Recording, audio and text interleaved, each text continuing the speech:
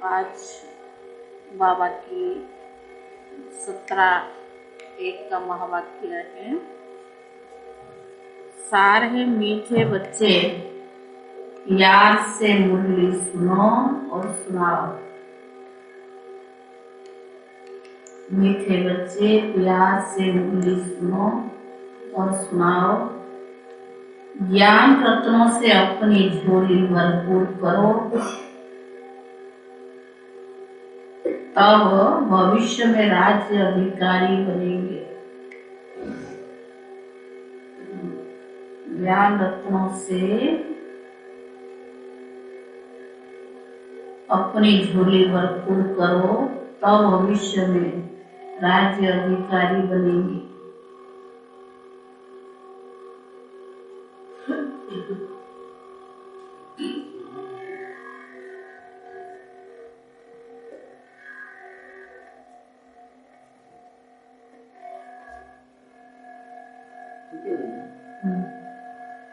प्रश्न है, शिव बाबा को बुलाना तो क्यों कहा गया है? शिव बाबा को बुलाना तो क्यों कहा गया है? बाबा सेकंड में जीवन मुक्ति देते और बाबा सेकंड में जीवन मुक्ति देते, हमारे विकास सफल लेते, हमें सुख का बच्चा देते। शिव बाबा को बुलाना तो क्यों कहा गया है? विजय भाई,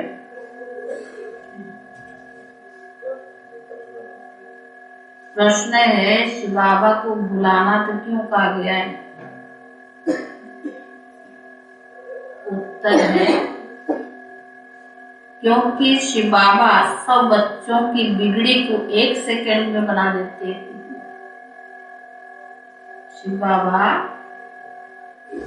क्योंकि शिव बाबा सब बच्चों की बिगड़ी को 1 सेकंड में बना देते हैं।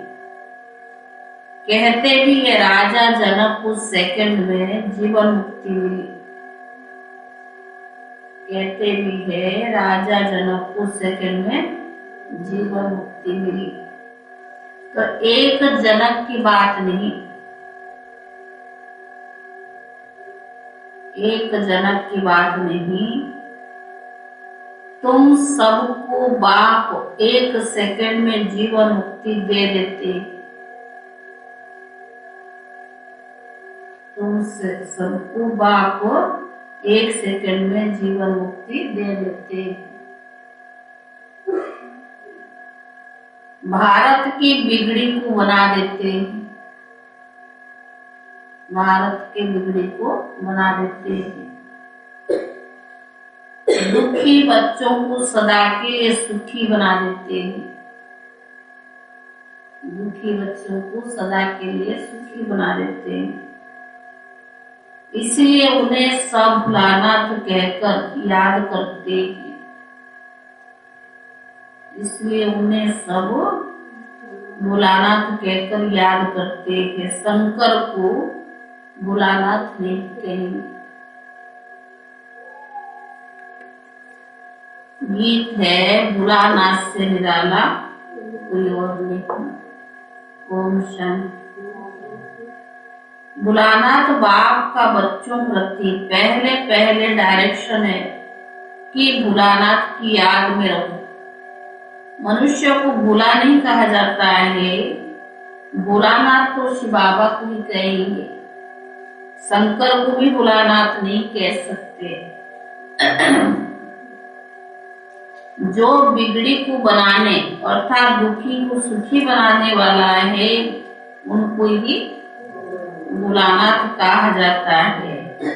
बिगड़ी भी भारतवासियों की है, तो भारत की बिगड़ी को बनाने वाला भी जरूर भारत में ही तो आएगा ना। बिगड़ी को बनाने की युक्ति सेकंड में बतलाते हैं। जनक को भी युक्ति दी। बिगड़ी भी कोई एक की नहीं बनती। अगर जनक की बिगड़ी बनाई तो उसने जीवन मुक्ति पाई, तो जरूर राजधानी भी तो होगी ना। उनके साथ बहुतों को जीवन मुक्ति मिली हो। एक को थोड़ा जीवन मुक्ति, बहुतों को जीवन मुक्ति मिली हो। भारतवासी ये भी समझते हैं कि भारत जीवन मुक्त था।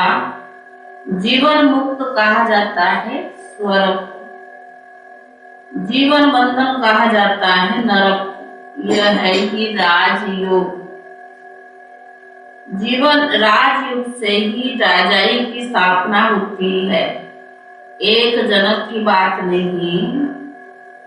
भगवान ने राजयोग सिखाया तो राजाई भी दी है। बराबर देखते हैं सतियों के लक्ष्मी नारायण ने राजाई कैसे पाई। अभी तो है ही कलयुग। प्रजा का प्रजा पर राज्य स्थापन हो चुका है। यह है ही पंचायती राज्य। इसके बाद है सतयुग। तुम जानते हो लक्ष्मी नारायण ने आगे जन्म में ऐसा कर्तव्य किया था। कार्तिक इसमें ठंडी हवा रही हो तो बावन का तब सूर्यवंशी राजाई पाई है। चंद्रवंशी वह राज्य की ट्रांसफर होती है। तुम जानते हो गीता है सर्वोत्तम धर्म शास्त्र, जिससे 3 धर्म स्थापन होते हैं और हर एक धर्म का शास्त्र एक ही होता है। संगम का भी एक ही शास्त्र है। महीना गीता का ही तो है ना, जिससे सबकी सदगति होती है। गीता से ही सबकी सदगति होती है। तो सदगति करने वाला तो एक ही बाप है।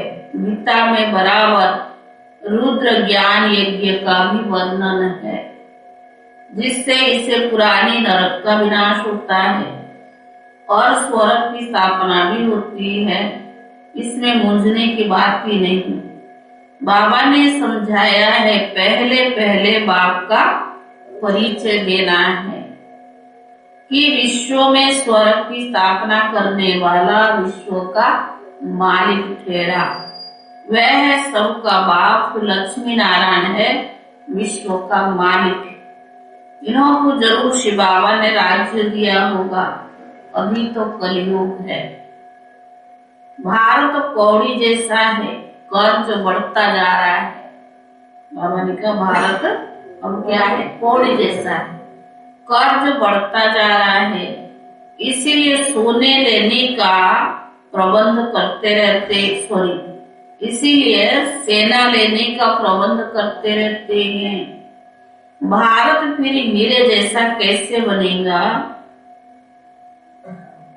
लक्ष्मी नारायण को स्वर्ग की राजाई मिलती है ना। सेना नहीं, वो सोना सोना सोना सोना लेने का प्रबंध करते रहते हैं। भारत फिर हीरे जैसा कैसे बनेगा? लक्ष्मी नारायण को स्वर्ग की राजाई मिलती है ना। अभी तुम बच्चे जानते हो गालियां भी खाना ही है। गाली मिलती नहीं? घर में 2 चले 4 ना चले तो गालियां मिलेगी नहीं। भारत में देवी देवताएं भी गाली खाते आए हैं और देश वाले तो बहुत महिमा करते हैं। विदेश वाले लक्ष्मी नारायण कितनी महिमा करते। वो जानते हैं कि भारत प्राचीन भारत के मालिक थे। अभी तुम प्रैक्टिकल बच्चे देख रही हो। तुम बच्चे में जो विशाल बुद्धि है उनको बहुत खुशी होगी। विशाल बुद्धि वो है जो धारण कर और दूसरों को कराते। विशाल बुद्धि किससे लेंगे? जो धारण कर दूसरों को कराते। ऐसे मत समझो वहां सत्संग आदि में 8-10 हजार लोग रोज जाते हैं। यहाँ तो इतने आते नहीं है। भक्ति तो वृद्धि को जरूर पाती रहेगी। उनसे यह कलम लगता रहेगा। जिन्होंने कलम पहले समझा वो इन बातों को समझ सकते हैं। लोग तो कथा सुनाते हैं और सुनने वाले सुनकर घर चले गए बस। यहाँ तो कितनी मेहनत करनी पड़ती है। पवित्रता पर भी कितने हंगामे होते हैं। गवर्नमेंट भी कुछ नहीं कर सकती। इतने हंगामा होता, गवर्नमेंट भी कुछ नहीं कर सकती।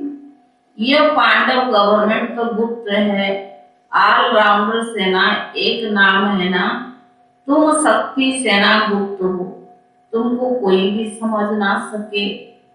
तुम हो नामवाव्य शक्ति सेना, इसका अर्थ कोई भी समझ ना सके।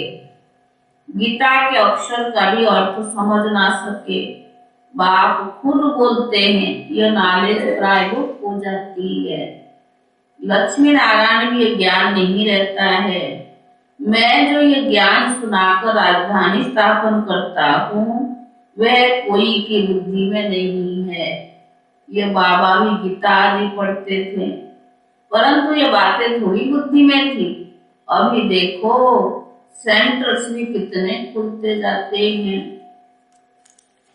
पवित्रता पर कितने विघ्न पड़ते हैं। प्रैक्टिकल में है ना, आगे भी पढ़ते थे। उस गीता पाठशाला में विघ्न की बात नहीं। यहाँ में जो गीता पाठशाला है उसमें विघ्न की बात नहीं। विघ्न तो यहाँ पड़ता ना, पवित्र रहना, बाहर का चीजें नहीं खाना, जो मर्यादा है उस पे चलने में तो लोग विघ्न डालते हैं ना। तो बावन का यहाँ तो तुम ब्रह्मा कुमार कुमारी बनते हो, यह अक्षर तो गीता में भी नहीं है। यह तो समझ की बात है ना। प्रजापिता ब्रह्मा के बच्चे ब्रह्मा कुमार कुमारी हर एक मनुष्य, ना सिर्फ भारतवासी परंतु सारी सृष्टि के मनुष्य सब है। सभी प्रजापिता ब्रह्मा को एडम कहते हैं, जानते हैं वो मनुष्य सृष्टि का पहला हेड है। ह्यूमैनिटी स्थापन करने वाला है। ऐसे नहीं कि सृष्टि होती नहीं फिर ब्रह्मा पैदा हुआ, उनके मुख से मनुष्य रचे जाते हैं। नहीं, अगर कोई भी मनुष्य ना हो फिर मुख वंशावली तो पैदा हो न सके। ना ब्रह्मा मुख वंशावली, ना ब्रह्मा को वंशावली हो सके। सृष्टि सारी है, उनकी कलम लगाई जाती है। ये नई नई बातें समझने की है। किसकी भी बुद्धि में बैठने में टाइम लगता है। हाँ, कोई को एक मास में भी खड़े हो जाते। हाँ, कितना समय लगा विजय भाई? ज्ञान बुद्धि में बैठने में कितना समय लगेगा?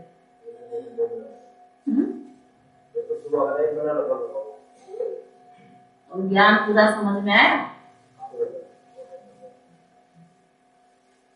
तो बाबा ने कहा जैसे देखो बेंगलुरु का अंगना बच्चा को कितना नशा चढ़ा हुआ था।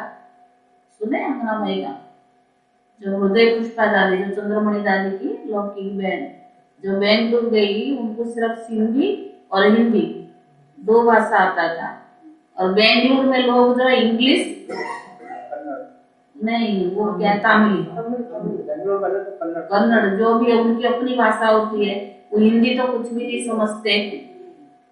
तो जब दादी उनको कोर्स का जब ज्ञान सुनने आए पहली बार दादी के पास, तो दादी उनको कहे वो कुछ हिंदी ना समझे, तो दादी बस इनको इतना 3 बार सुनाए, I am soul, supreme soul, माना आत्मा का बाप भी सुप्रीम सोल, 3-4 शब्द बोले। उसी में उनको इतनी खुशी हो गई। फिर दादी को उन्होंने इंग्लिश सिखा दी। दादी इंग्लिश पढ़ी लिखी इतना, दादियां तो थोड़े ही पढ़े थे ना, और बाबा ने उनको इतनी वो किया, अंगना भाई ने उनको इंग्लिश सिखा दिया। और एक फॉरेनर्स आया तो दादी ने इतनी अच्छी कोर्स कराई फॉरेनर्स की, क्योंकि दादियों की जो पालना थी ना वो कुछ अलग ही थी। जिन्होंने दादियों की पालना ली है वो महसूस करते हैं कि दादियों का पालना कितना श्रेष्ठ था। तो जैसे अंगना भाई की बाबा थे और ईमानदार, सत्यता की एक वो प्रतिमूर्ति थे। बाबा कई मुरली में उनका नाम लेते हैं। और उन्होंने जैसे ज्ञान में आए, भी आशा भी सुना रहे थे सवेरे, जब ज्ञान में आए तो उनके घर में बेकरी का दुकान था बहुत बड़ा। तो वो कैसे उसका नाम चेंज कर दिया जगदम्बा बेकरी, और जो उनके घर के आगे एक रोड था उसका नाम भी रख दिया जगदम्बा रोड। माना ऐसे शुरू में नशा था ना जो बच्चे थे, तो इसलिए बाबा उनको याद करते हैं। बेंगलोर के अंगना बच्चे को कितना नशा चढ़ा हुआ था, जो हमारे पास 20 वर्ष वालों को भी नशा नहीं। नशा उल्टी नशा चढ़ा हुआ वो नहीं। बाबा कहता ज्ञान की कुमारी, ज्ञान की नशा, वो तो चेहरे से भी दूसरों को पता पड़ता है ना कितना है। खुशी में डांस करता था, भगवान मिल गया, खुशी की बात है ना। भगवान आकर रक्षा करते हैं माया से, फिर स्वर्ग की राजाई स्थापन करते हैं। बाबा तो बहुत क्लियर समझाते हैं। मैं इस साधारण तन में फिर से तुम बच्चों को वही सहज राजयोग और सृष्टि चक्र के आदि मध्य अंत का ज्ञान सिखलाता हूँ। तुम कह सकते हो आओ तो हम आपको सतयुग से लेकर कलयुग अंत तक की हिस्ट्री जोग्राफी सुनाए कि अब फिर से कैसे सतयुग आने वाला है। तो जरूर सिखाने वाला भी होना चाहिए। हमको सिखलाने वाला तो तब समझा सकते हैं ना, बाकी तो गीता सुनाने वाले हैं, उनसे तुम लोग भी बहुत सुना है, बहुत लेक्चर्स होते रहते हैं, परंतु इस धर्म का न होने के कारण इस तरफ खींचते नहीं है। जब तुम्हारा प्रभाव निकलेगा तब क्या होगा, फिर वृद्धि होगी, धीरे धीरे वृद्धि होती रहेगी। यह तो जानते हो भारत कितना कंगाल है, मनुष्य भूखे बहुत मरते हैं, दुखी होते रहते हैं। भगवान की भक्ति करते कि आकर दुखों से छुड़ाओ। तुम बच्चे जानते हो सुखी सृष्टि कब होती है, यहाँ तुम बच्चों की झोली भर रही है इन अविनाशी ज्ञान रत्नों से। आगे तो सब सुनते सुनाते थे, परंतु झोली का प्रश्न नहीं। झोली कैसे भरता वो प्रश्न नहीं। झोली तो अभी सिर्फ तुम्हारी भर रही है, और जो टेप सुनेंगे व मुरली पढ़ेंगे व मुरली सुन रहे होंगे वही झोली भर रही। समझा? भक्ति में गाते हैं ना, बम बम बोला भर दो झोली। कौन सा झोली?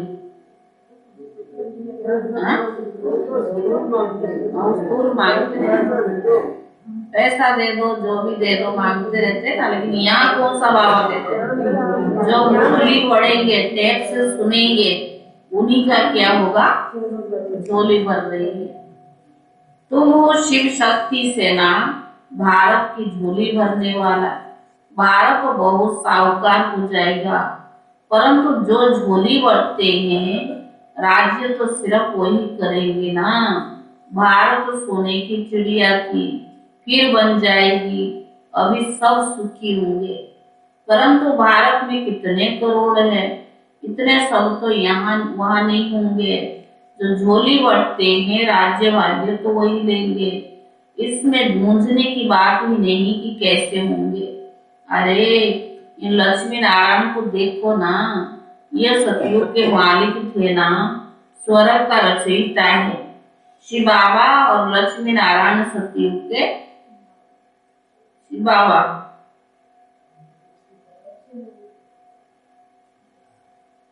स्वर्ग का रचयिता शिव बाबा और लक्ष्मी नारायण सतयुग के मालिक। रचयिता स्वर्ग का शिव बाबा है और मालिक लक्ष्मी नारायण। जरूर आगे जन्म में ऐसे पुरुषार्थ किया होगा, आगे वाला जन्म होगा संगम पर। संगम कल्याणकारी है, क्योंकि संगम युग पर ही दुनिया बदलती है और कलयुग सतयुग के बीच में ज्ञान दिया होगा। सो अब फिर से दे रही है। फिर कोई कहे कि निराकार परमात्मा कैसे आकर राजयोग सिखलाएंगे, तो तुम त्रिमूर्ति दिखाओ, ब्रह्मा द्वारा स्थापना। तो जो स्थापना करेंगे वही पालना भी तो करेंगे ना। जैसे क्राइस्ट ने स्थापना की, फिर पालना के लिए कूप भी जरूर उनको बनाना पड़े, वापिस तो कोई भी जा ना सके। पालना जरूर करनी है, पुनर्जन्म भी जरूर लेना है, नहीं तो सृष्टि कैसे बढ़ेगी, जहाँ को तहाँ ही रह जाए। जबकि सतयुग त्रेता में पहले देवताओं का राज्य था, सबसे जास्ती आदमशुमारी जरूर इन्हों की होनी चाहिए। फिर क्रिश्चियन शादी जास्ती क्यों है? फिर लाखों वर्ष की तो कोई बात हो ही नहीं सकती। इतना अभी आदमशुमारी ज्यादा किसकी है? क्रिश्चियन की है। ये सब बातें समझेंगे वही जो अपने घराने के होंगे, औरों को भी तीर लगेगा नहीं। तो बाबा ने कहा औरों को भी तीर लगेगा नहीं, ये ज्ञान का तीर है ना। बाबा कहते भले किसको भी ले आओ, पर ज्ञान बाण लगाए। मधुबन में ले जाते ना, ऐसे मत लाओ, जिनको ज्ञान का बाण लगी है उन्हें लाओ। होगा ब्राह्मण कुल का तो तीर लगेगा। शास्त्र में दिखाते हैं लड़ाई में यादव कौरव मारे गए, पांडव 5 थे, फिर हिमालय पर जाकर गल गए। अब ऐसे तो कुछ हो ही नहीं सकता, फिर फायदा क्या है? तो बाबा ने का गाया जाता है जीव घाती महापाप। पहाड़ पर क्यों जाके मरे? तो बाबा ने कहा वैसे भी गायन किया है जीव घाती महापापी। आत्मा का उनको श्रीमत देने वाला परमात्मा था, वो जाकर पहाड़ पर गले, ये तो हो ही नहीं सकता। देहाभिमान से गलना वही ऊंची स्थिति बनाना है। तो बाबा ने कहा आत्मा का कभी घात नहीं होता है, आत्मा खुद ही जाकर शरीर का घात अथवा विनाश करती है। अब पांडव जिन्हों को श्रीमत देने वाला परमात्मा था, वह जाकर पहाड़ पर गले, ये हो ही नहीं सकता। अच्छा वो 5 पांडव थे, बाकी 100 पांडव कहाँ गए? तो बाबा ने कहा सेना तो दिखाई नहीं है, तुम जानते हो विनाश कैसे होगा, तुम देखेंगे भी, तुम बच्चों को साक्षात्कार बहुत होंगे। शुरू में तुमको बहुत साक्षात्कार होते थे, कभी लक्ष्मी की, कभी नारायण को, इन एडवाइज करते थे। कितने साक्षात्कार होते थे, पिछाड़ी के टाइम जो हाहाकार होगा, तुमको बहुत साक्षात्कार होंगे। जैसे आदि में हुआ था, ऐसे अंत में भी बहुत साक्षात्कार होगा। तो बाबा ने कहा हंगामे होंगे, तो तुम बच्चे आकर यहाँ इकट्ठा होंगे, इसीलिए मधुबन में जास्ती मकान बनाते रहते। अंत समय जो विनाश होगा, हाहाकार होगी, तो कहाँ जिसकी योग बल ज्यादा होगा वही पहुंच पाएंगे ना। फिर तुम बच्चों को इन साक्षात्कार में खुशी लाते रहेंगे, परंतु ये कोई मासी का गत नहीं है जो यहाँ सब आ जाए। इतनी ताकत चाहिए, हाँ क्लियर हो, परिपक्व अवस्था हो, तब जा पा सकते ना। जो सपूत बच्चे बाप के मददगार होंगे वही आएंगे। अगर पांडवों के गलने की बात होती, फिर मकान क्यों बनाना? कोई भी बात में मूंझते हो तो अन्य बच्चों से पूछ सकते हो, नहीं तो ब्रह्मा बाप तो बैठा ही है। यह नहीं बता सकता तो ये बड़ा बाप बैठा है, कौन? बाबा। यह तो समझाया है, अभी बहुत कुछ समझाने की भी बाकी है। सारे चक्कर कराज बाबा समझाते रहते हैं, कितनी पॉइंट्स निकलती रहती है। और जो टाइम पड़ा है तो जरूर औरों को भी समझाना होगा, परंतु पहले मूल बातें जरूर लिखना है। एकदम ब्लड से लिखवाना है कि हमको निश्चय है कि परावर परम पिता परमात्मा पढ़ाते हैं। ऐसे नहीं सिर्फ लिखने से ही बदल जाते हैं। कहते हैं हमने तो ऐसे ही लिख दिया, ब्लड से भी लिख करके देते हैं, फिर चले जाते हैं। तो पूछा जाता तो क्या कहते हैं, हमने तो ऐसे लिख करके दिया। जास्ती कोई से माथा नहीं मारना। बोलो भगवान आवाज। भगवान तो हम शिव बाबा को मानते हैं, वो ज्ञान का साकार सच चीज है, उनको अपना शरीर तो है नहीं। तो धारण तो जरूर साधारण कर्म का धारणा आधार लेंगे ना। तो पहले पहले बाबा कहते बच्चे मामे कब याद करो, देह के सब धर्म छोड़ मुझे याद करो तो विक्रम विनाश होंगे और मेरे पास चले आएंगे। और चक्कर को याद करने से तुम चक्करवर्ती राजा बनेंगे।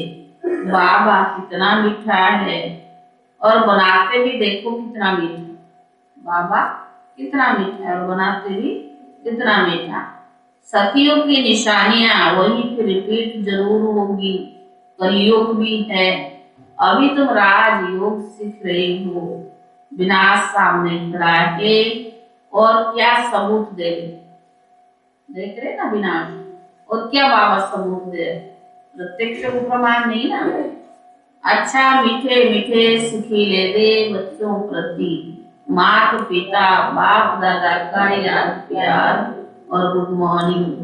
रूहानी बाप की रूहानी बच्चों को नमस्ते और रूहानी बच्चों की तरफ से रूहानी बाप दादा को याद प्यार और नमस्ते। ब्रह्मा भोजन लेके अपने घर में बैठ करके खाने का। धारणा के लिए मुख्य सार। पहला है बाप समान बनना। भगवान आकर माया से हमारी रक्षा करते हैं, ये खुशी में रहना है। भगवान आकर माया से हमारी रक्षा करते हैं, इस खुशी में रहना है। दूसरा, किसी भी बात में मूंझना नहीं। किसी भी बात में मूंझना नहीं है। सपूत बच्चा बन बाप का पूरा पूरा मददगार बनना है। सपूत बच्चा बन बाप के पूरा पूरा मददगार बनना है।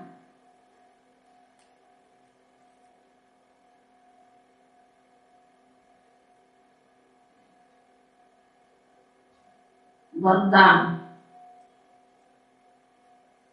ब्रह्मा बाप के संस्कारों को स्वयं में धारण करने वाले स्व परिवर्तक स्व विश्व परिवर्तक भव।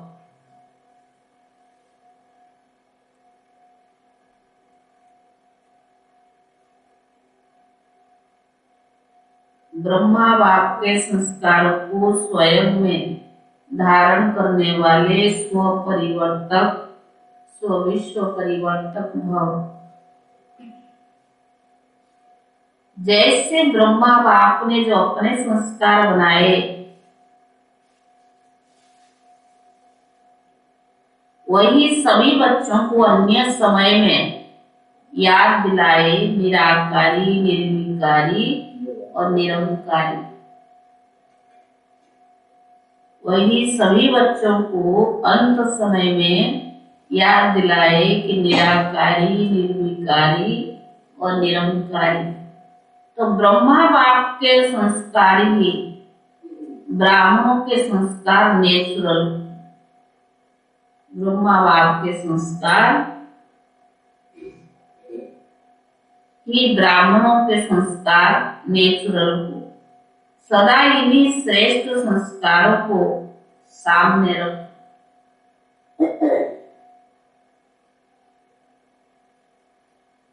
सारा दिन में हर कर्म के समय चेक करो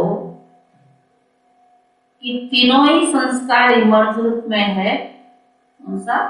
निराकारी, निरहंकारी और निर्विकारी। इन्हीं संस्कारों को धारण करने से स्व परिवर्तन, स्व विश्व परिवर्तक बन जाएंगे। इन्हीं संस्कारों को धारण करने से स्व परिवर्तक, स्व विश्व परिवर्तक बन जाएंगे। स्लोगन।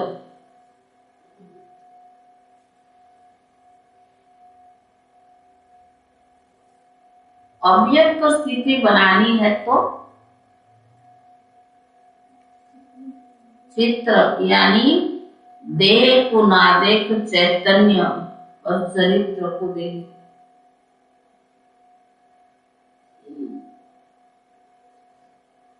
अव्यक्त स्थिति बनानी है तो चित्र यानी देह को ना देख चैतन्य और चरित्र को देख। स्लोगन। ये है अव्यक्त स्थिति बनाने की, जो है लवलीन स्थिति का अनुभव करो। बाप का आप बच्चों से इतना प्यार है जो जीवन के सुख शांति की सब कामनाएं पूर्ण कर देते हैं। बाप सुखी नहीं देते लेकिन सुख के भंडार का मालिक बना देते हैं। बाप सुख नहीं देते लेकिन सुख के भंडार का मालिक बना देते हैं। साथ साथ श्रेष्ठ भाग्य की लकीर खींचने का कलम भी देते हैं। जितना चाहो उतना भाग्य बना सकते हैं। जितना चाहो उतना भाग्य बना सकते हो। यही परमात्म प्यार है। इसी प्यार में समाये रहो। इसी प्यार में समाये रहो। ओम शांति। अभी 10 मिनट योग करेंगे। हमने अपनी सेंटर की कनेक्शन वालों को जितने भी पूछा, वो लोग क्या कर रहे हैं, सवेरे दूध फल देंगे, उसी समय भोग लगा देंगे। और क्लास रूम में बाबा के जो रूम है, क्योंकि उनका एक जगह है ना, तो योग चलता रहेगा उनका।